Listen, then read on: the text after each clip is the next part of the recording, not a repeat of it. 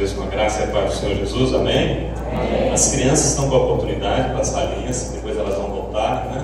Acho que já foram, né? Já estão lá. Se não foram, quiser ir para a salinha, amém. Baixa sua cabeça aí, querido, feche seus olhos. Pai amado, Deus querido, santo e maravilhoso, como nós acabamos de louvar, Senhor, nós cremos que Tu vives, Senhor. Tu és um Deus vivo, presente. A Tua palavra diz que quando 2 ou 3 estão reunidos no Teu nome, Tu se faz presente. Nós cremos na Tua presença real agora. Como o som dessa voz, Pai, nós cremos também na Tua presença aqui. E que Tu possa falar conosco, Senhor. Que não seja o homem, que o homem seja apenas o instrumento, o vaso. E não seja apenas os nossos ouvidos, mas o nosso coração, a nossa alma ouça Tu falar conosco hoje, Pai. Nós necessitamos Te ouvir, Pai. Vem nos alimentar mais uma vez essa noite. É o que eu Te peço, em nome de Jesus. Amém. Toda a honra e toda a glória para o nosso Senhor e Salvador Jesus Cristo. Amém? Queridos, hoje nós vivemos uma semana, né?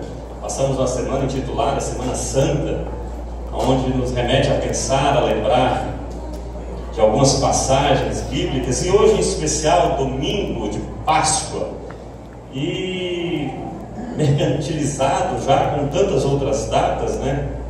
Pela necessidade do comércio de se movimentar, e eles usam qualquer data, principalmente as datas religiosas para isso, como o Natal e tantas outras. E a gente faz essa pergunta: quanto custa? Porque parece que o ser humano gosta de mensurar valores das coisas, principalmente hoje. A Páscoa se comercializou tudo, parece que tudo se coloca um preço.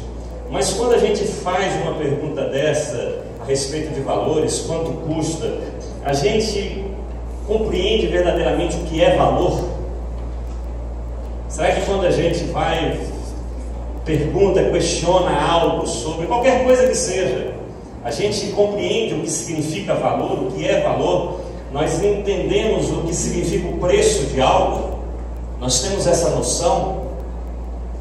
Às vezes alguém chega no seu comércio e coloca o preço, acha caro, mas a gente tem noção do que é o custo, do que é o valor de alguma coisa? E quando a gente olha para os dias de hoje, né, querido?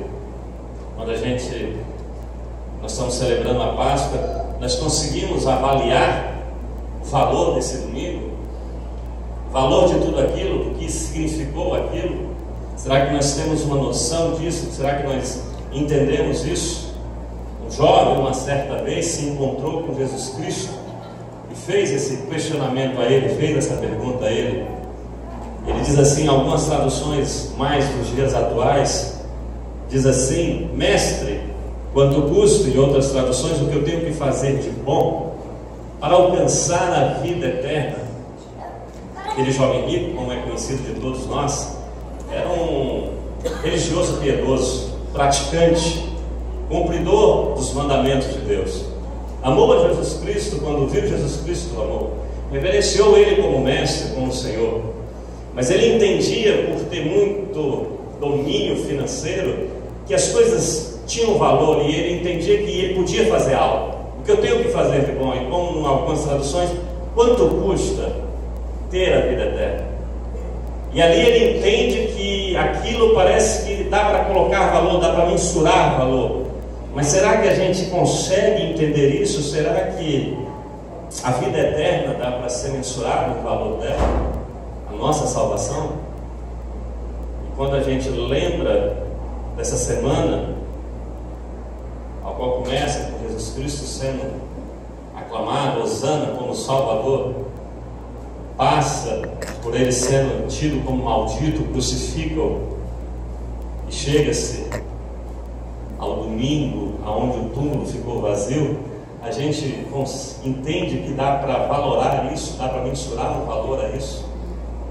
E como se Jesus Cristo, olhando para esse jovem rico, dono de suas posses, dono do seu poder financeiro, entendia que ele poderia fazer algo de bom, talvez pelo aquilo que ele tinha de posse, mas como Jesus Cristo olhasse para ele e pudesse dar uma resposta, porque Jesus Cristo coloca um valor que ele tinha condição de pagar, mas não pagou. tinha condição de fazer, mas não fez. Como se Jesus Cristo respondesse, talvez respondesse a cada um de nós essa noite: quanto custa? Quanto custa para nós estarmos reunidos hoje aqui? Quanto custa a salvação? Quanto custa a vida eterna? E como se Jesus Cristo respondesse, ele começasse a dizer assim, nós quiséssemos dar um valor a isso. Jesus Cristo começasse a dizer assim: o preço da salvação é ser traído. Ser traído por um dos seus, daqueles que eu escolhi para botar à mesa, para ser íntimo meu. Ser traído com um beijo.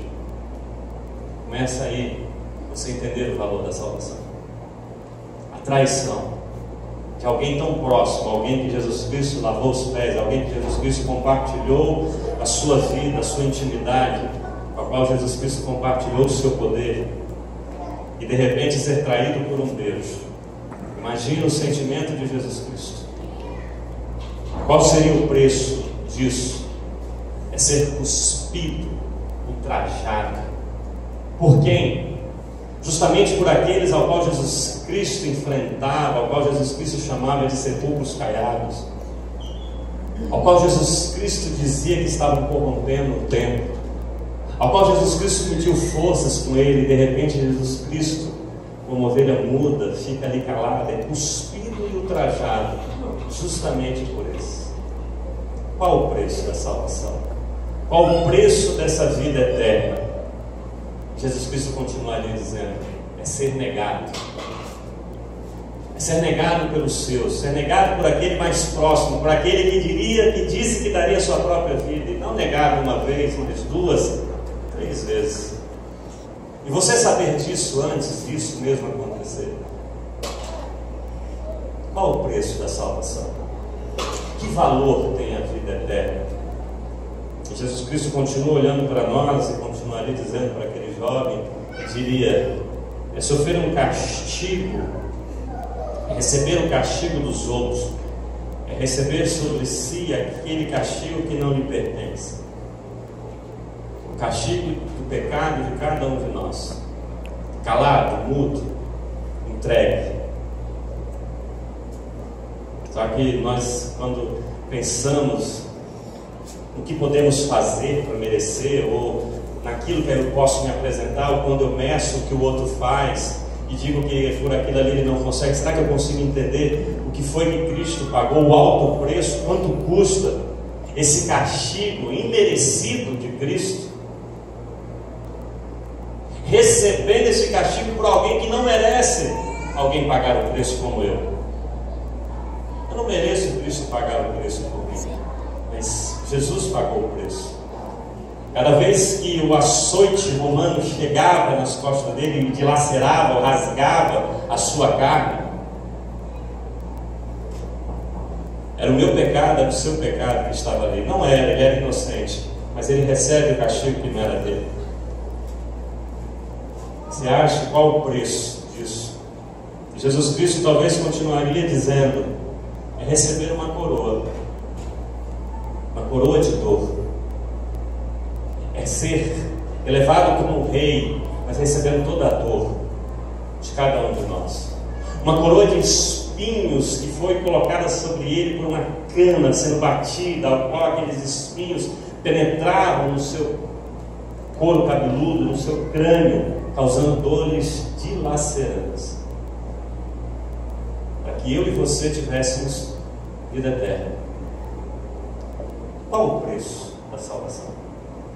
Qual o preço da vida eterna? O que eu posso fazer de bom? O que nós podemos fazer de bom? E Jesus Cristo talvez continuasse dizendo para nós: ser motivo de chacota, de zombação, receber uma capa, uma cana, e todos zombarem de você, e você ser colocado mediante um outro, um ladrão, e as pessoas escolherem um outro, e você ali naquele lugar, todo mundo que te chamou de Salvador, todo mundo que te hosana, quer dizer, salve-nos, tu que vem das alturas. Agora aquelas pessoas zombavam de você e diziam: crucificam, maldito seja. Nós entendemos o preço da salvação. que é a Páscoa, o que é essa travessia, o que é essa passagem, o que é esse pulo. Aquele jovem talvez não entendesse o valor, mas Jesus Cristo talvez continuasse dizendo: é carregar uma cruz que não era sua, uma cruz pesada. Por cada ato que a gente comete, do início da nossa vida até o fim,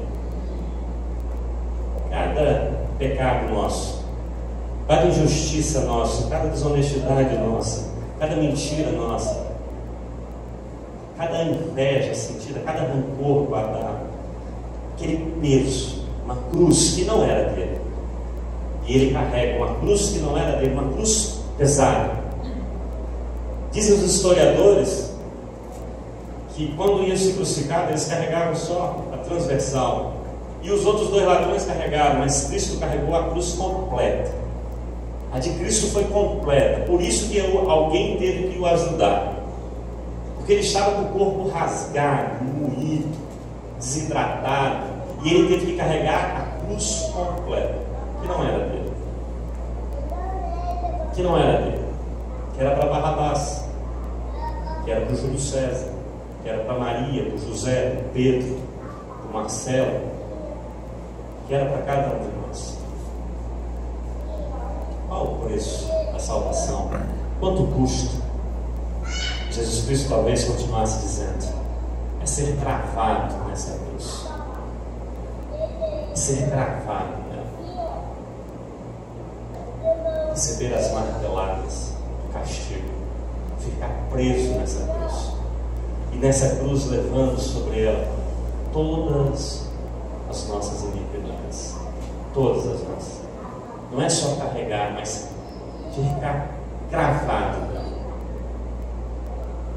Nós pensamos e entendemos e compreendemos todas as vezes ao qual nos reunimos qual o valor disso, quanto custa isso.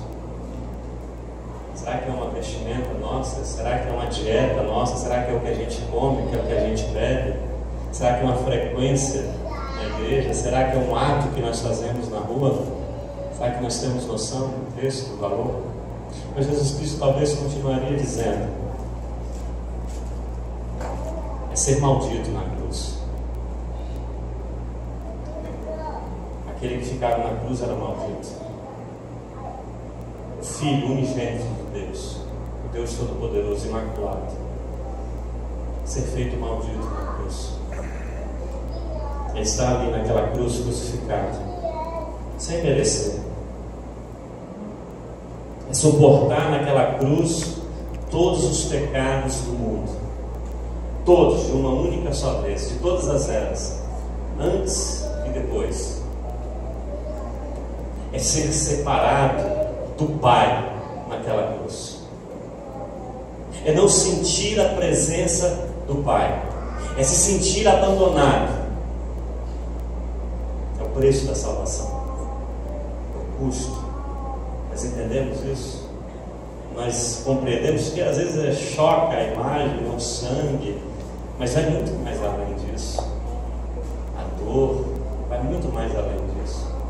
O que tudo isso representa, o preço disso, a Páscoa, é provar da morte. Jesus Cristo morreu. Jesus Cristo desceu no lugar da morte. Alguns intérpretes entendem como que ele desceu ao inferno, ao Hades, mas muitos textos, muitas interpretações daquela palavra diz que era o local onde ficavam os mortos. Jesus provou a morte. O Eterno provou a morte. O preço da salvação é provar a morte.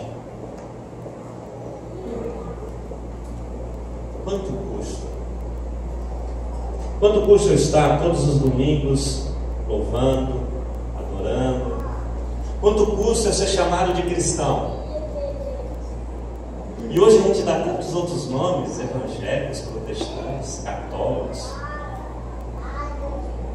ou dá-se o nome da denominação batista, assembleiano, presbiteriano. Ser cristão, nós somos cristãos. Sabe o valor disso? De de você poder ser chamado de cristão, de nós olharmos para Deus e dizer, nosso Pai, como agora há pouco a gente orou, Paizinho querido, qual o preço disso? Quanto custa eu poder chamar Deus de Pai? Quanto custa eu poder me aproximar de Deus, entrar no Santíssimo Lugar agora, sem sacrifício algum? Eu ter esse livre acesso, eu ter um contato com essa palavra tão poderosa, quanto custa isso? Será que é o preço de uma Bíblia Sagrada? Será que é o valor do dízimo e da oferta que eu coloco aqui? Será que nós conseguimos mensurar isso? Mas não termina aí. Não é só conhecer a morte, é vencer a morte.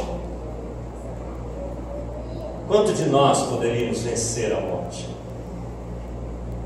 Quanto de nós teríamos o poder de enfrentar a morte e ela não ter domínio sobre nós? E Jesus Cristo mostraria isso. Jesus Cristo colocaria isso. Qual é o preço disso? Quanto custa isso? E aí, quando Jesus Cristo explanaria isso para aquele jovem, para cada um de nós, e talvez não entenda, talvez questione, talvez pergunte que eu possa fazer, eu tenho uma compreensão em relação a isso. Eu começo a perceber, e quando eu faço novamente essa pergunta, quanto custa, eu começo a perceber que meu saldo é insuficiente. Eu não tenho dinheiro para isso. Eu não tenho condições para isso. Eu não tenho condições de suportar tudo isso. Eu não tenho condições de suportar alguém tão próximo a mim que eu dou a minha vida trair-me com um beijo, me negar, me ultrajar, me esbofetear, receber um castigo que não é meu, carregar uma cruz que não é minha e ser cravado nela, suportar a zombaria, ser separado do meu Pai, ser feito maldito. Não tenho salvo para isso, não consigo, não tenho condições para isso. Senhor, eu não consigo.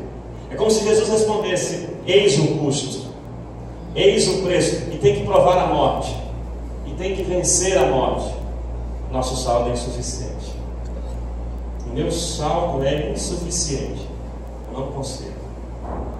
E aí, quando a gente percebe, quando a gente analisa e olha a nossa conta espiritual, e a gente percebe que nós não temos, que as nossas justiças são migalhas, são trapos de imundícia, eu não tenho condição de fazer isso, de conquistar essa vida eterna, de ter a salvação, a Páscoa começa a ser desenhada para cada um de nós. A gente começa a perceber o que é essa semana que intitulamos Semana Santa. Isso serve, quando se lembra da Semana Santa aqui na nossa região, lembra-se muito das praias aqui em volta, né? Lembra-se de férias, lembra-se de reunião, lembra-se de comer peixe, de bacalhau, né? Lembra-se de chocolate. Mas quando a gente começa a perceber isso, quando a gente olha o nosso saldo insuficiente para tamanha coisa, a Páscoa começa a ser desenhada para mim. O Cristo Rei, naquele jumentinho entrando em Jerusalém, sendo saudado como Salvador, e ele adentrando ali logo após, sendo traídos, sendo repudiado, sendo ultrajado, sendo maltratado, passando por toda aquela via cruz, sendo crucificado, morrendo e ressuscitando. A Páscoa começa a se desenhar para mim, porque o próprio Deus nos diz assim. Isaías 51, ele diz assim: para mim e para você que tem saldo insuficiente: todos vós, o que tendes sedes, vinde às águas, e vós, o que não tendes dinheiro, vinde, comprai e comei. Sim, vinde e comprai sem dinheiro e sem preço vinho e leite. O profeta messiânico está falando da graça, está falando do plano de salvação para nós que não temos saldo insuficiente. É isso que a Páscoa desenha para nós. Que nós, sem dinheiro, sem condições, sem justiças para apresentar para Deus, nós somos convidados a adquirir a salvação, a vida eterna. Deus nos faz esse convite, Deus nos chama para isso. Deus nos diz assim: inclinai os ouvidos e vinde a mim, e a vossa alma viverá, porque convosco farei uma aliança perpétua que consiste nas fiéis misericórdias prometidas a Davi. Vocês que não têm condições, vocês que não têm dinheiro, vocês que não têm estrutura. Aquele jovem rico não entendeu isso, talvez muitos de nós não entendamos isso. Não temos essa compreensão do que representa esse sacrifício de Jesus Cristo, do que representa esse processo de morte e ressurreição. E nós tentamos desenhar, construir uma estrutura ao qual eu tenho que produzir algo, ao qual eu construo e convido Deus para aceitar isso que eu tenho.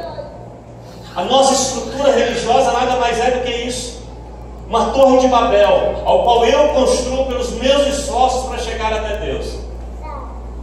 E a Páscoa é Deus nos convidando, nós sem condições, a adquirirmos dele aquilo ao qual nós temos sede de vida, de eternidade, de salvação. Vinde a mim,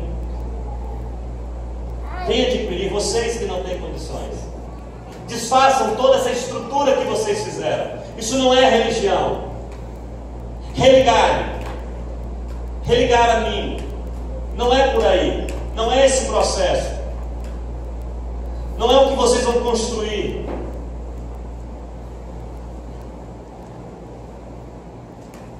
A verdadeira religião não é isso. A verdadeira religião é cuidar de pessoas que necessitam ser cuidadas. A verdadeira religião é fugir da iniquidade. A verdadeira religião é olhar para Cristo, é entender em Cristo Jesus a nossa incapacidade e a nossa necessidade, como sempre foi, desde o princípio, desde Adão.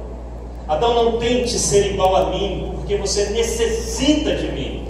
Você não precisa ser igual a mim, você precisa de mim, porque eu sou a fonte da vida.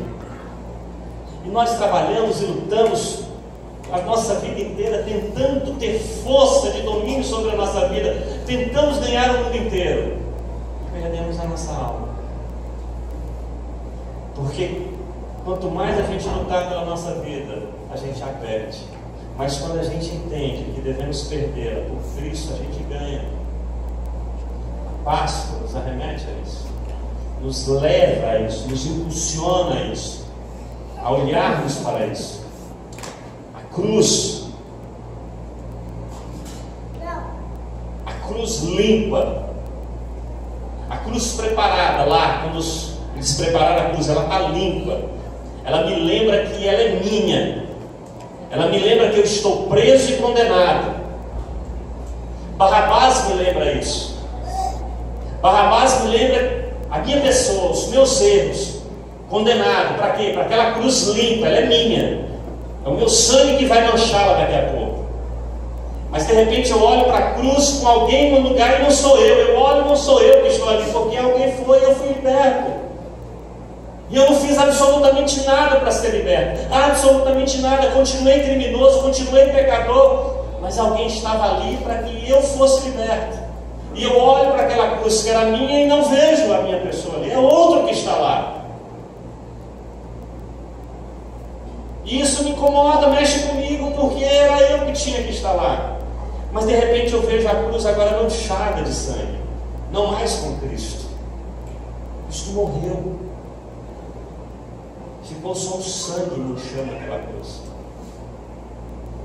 E quando eu olho para aquela cruz manchada, e que eu creio que aquele Jesus pagou o preço por mim, e aquelas manchas eu vejo que são as minhas manchas, as minhas máculas, e eu percebo o livre acesso a Deus, porque agora eu estou limpo em Cristo Jesus. Mas quando eu percebo que eu estou limpo em Cristo Jesus, não é pelos meus atos religiosos, não é pela minha conduta religiosa, foi porque Cristo levou sobre aquela cruz a minha culpa. Aí eu vejo um túmulo percebo que aquele túmulo agora está vazio, a pedra foi removida. Aí eu percebo que Jesus venceu comigo. Aí eu percebo que, apesar de tanta lágrima, de tanto sofrimento que nós temos, Jesus Cristo já venceu. E que aquele túmulo está vazio, aquele túmulo era meu. Aquela cruz era minha e aquele túmulo era meu. A cruz ficou manchada com os meus pecados, o túmulo que era meu está vazio e vai continuar vazio, porque agora eu tenho vida eterna em Cristo Jesus. A Páscoa me lembra isso. E a Páscoa me lembra que eu tenho só que seguir a Cristo agora. Eu não posso abandonar, eu não posso fugir desse caminho. Eu não posso sair da cruz e nem do túmulo. Eu tenho que seguir a Jesus Cristo. É isso que Deus vem falar para nós. Nós que não temos condições, Ele nos chama para o arrependimento. Ele nos chama para a conversão. Não é apenas um chamado, querido, de você entender e compreender, mas é de realmente agora eu olhar isso e me converter. Deixe o perverso o seu caminho, o iníquo os seus pensamentos.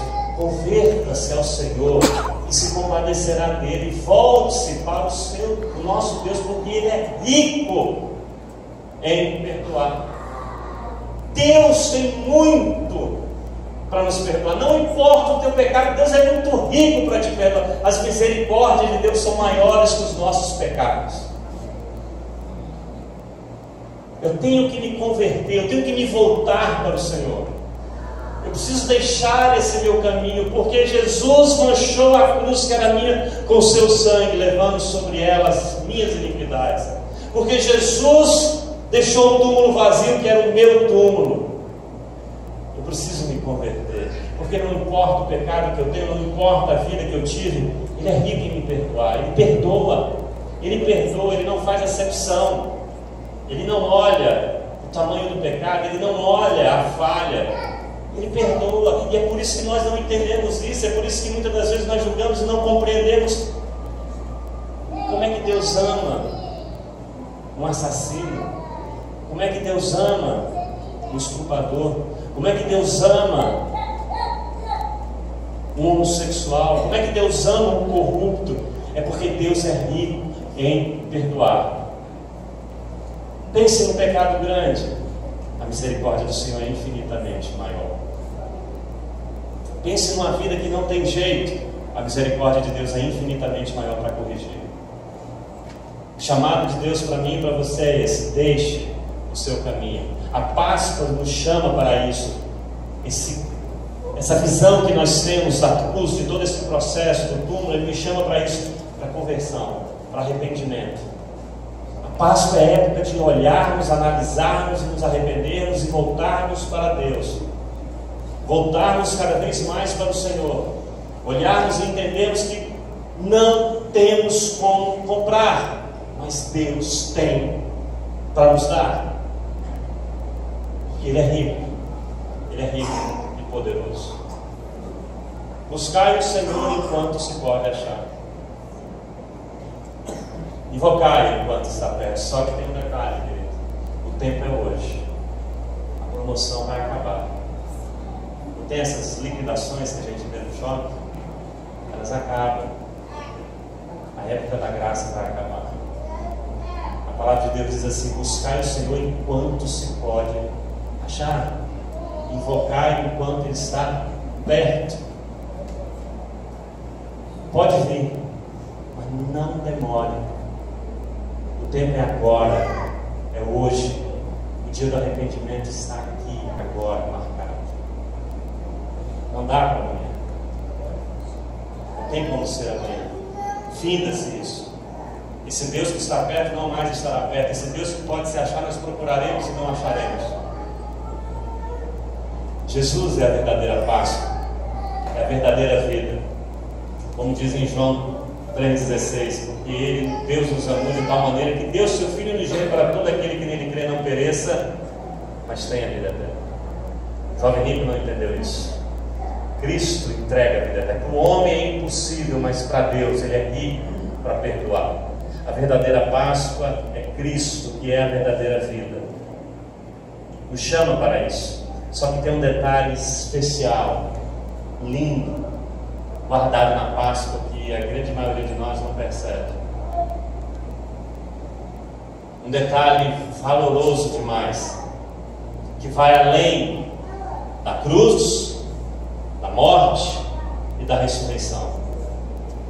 Um detalhe guardado ali que nós lemos no prefácio, aqui no início. Um lenço. Um lenço dobrado. A gente não presta atenção nesse lenço dobrado. Esse lenço tem um significado especial para nós, para a Páscoa. Ele completa o ciclo da Páscoa. O lenço dobrado, nós lemos, o texto diz assim: a seguir, Simão Pedro, que vinha atrás dele, chegou, entrou no sepulcro e viu as faixas de linho, bem como o lenço que estivera sobre a cabeça de Jesus. Ele estava dobrado, à parte, separado das faixas de linho. É interessante esse detalhe, dizer que o lenço estava dobrado e colocado à parte. Isso tem um significado fortíssimo na Páscoa. Isso tem um significado fortíssimo para mim e para você, para a nossa fé. Ele completa, sem ele não. Esse lenço nos diz tudo. A época de Cristo, o costume judaico, o amo tinha o seu servo, e o servo tinha que preparar a mesa. Inclusive nós usamos isso até hoje. E quando ele preparava a mesa, ele tinha que deixar a mesa impecável para o seu amo. E quando o amo sentava à mesa, ele não poderia mais tirar nada da mesa, chegar nada mais à mesa. O amo tinha que completar. Na hora que ele terminasse de estar à mesa, ele poderia ir lá, começar a tirar. Mas como que ele sabia? Existia o lenço, ao qual, quando ele terminava a refeição, ele abria aquele lenço, limpava as mãos e a sua barba e jogava sobre o prato. Os restaurantes mais sofisticados, você está aqui, quando você termina aqui, você joga o garçom, imediatamente chega e já retira. Isso é um costume da época judaica de Cristo. Mas, quando o amo levantava-se para fazer alguma coisa, que ele voltaria, ele deixava o lenço dobrado. Ele estava dizendo para o seu servo: eu voltarei. Quando Jesus Cristo ressuscita, as faixas ficam jogadas, mas o lenço, ele tem cuidado de dobrar, de deixar para o lado. Ele estava dizendo para todos nós, com aquele lenço dobrado: eu voltarei. Jesus Cristo morreu por mim e por você, ressuscitou, subiu aos céus, está sentado à direita de Deus Pai Todo-Poderoso. Foi preparar um lugar para mim e para você, e Ele vai voltar. A Páscoa nos diz isso. Jesus Cristo pagou um alto preço, querido, um preço que nós não conseguiríamos cumprir. E Ele pagou um alto preço para vir te buscar. Jesus vem buscar a igreja. A Páscoa nos lembra que Ele morreu e ressuscitou e voltará. O lenço está dobrado. Ele vai voltar. E quando Ele voltar, esse lenço não ficará mais dobrado. Mas nós não estaremos mais aqui. Nós subiremos. Não porque merecemos, mas porque Deus é rico em perdoar cada um de nós. Que nós possamos entender o significado da Páscoa. Que nós possamos compreender a mensagem da cruz, a mensagem do túmulo vazio e a promessa do lenço dobrado. Essa Páscoa que traz vida para mim e para você, vida em abundância. Essa Páscoa que nos traz uma esperança para suportarmos essas aflições que temos no dia a dia, porque sabemos que o nosso Deus, o nosso Rei, o nosso Jesus já venceu, por isso somos mais que vencedores E por mais que as pessoas não entendam, nós marchamos, cabeça erguida, glorificando o Senhor Jesus, porque sabemos que Ele breve voltará. Amém? Vamos ficar em pé, Deus.